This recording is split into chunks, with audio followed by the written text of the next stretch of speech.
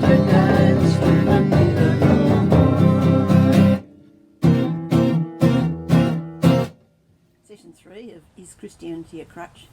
And yesterday we were looking at the story of the man who was paralysed man, lowered down in front of Jesus. His obvious problem was that he could not walk, and that would make life very difficult for him. But Jesus saw beyond the immediate, and he said the reality of this man's condition.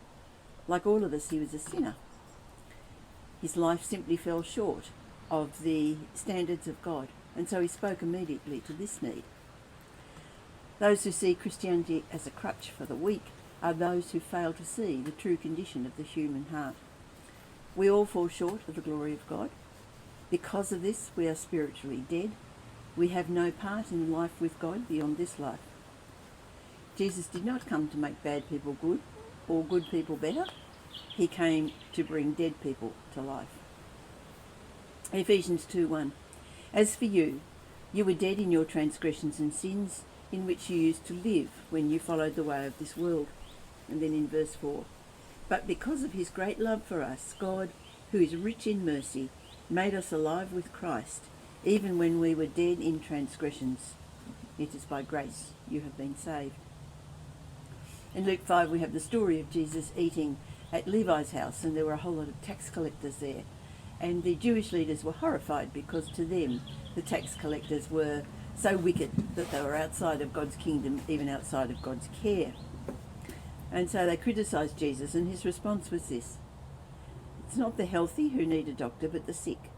I've come not to call the righteous, but sinners to repentance.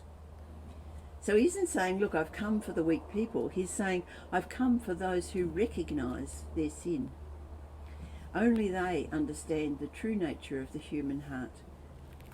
Those who thought themselves right with God could not see their true need. Jesus' berating of the Pharisees was not because of their behaviour, but because their hearts were hard and proud. God looks at the heart.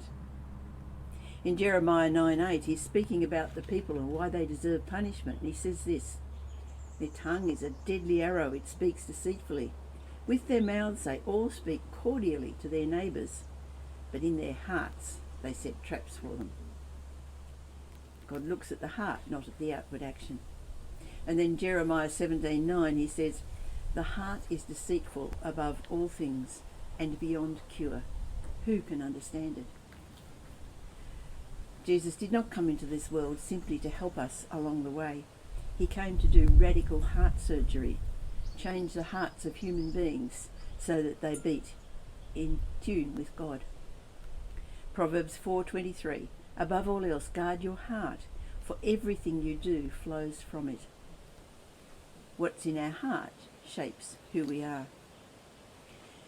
Those who claim Christianity to be a crutch for the weak are those who have no understanding of God. Psalm 14:1, fools say in their heart, there is no God. John 10:10, Jesus said, I have come that they may have life and have it to the full. Teach me to dance to the beat of your heart.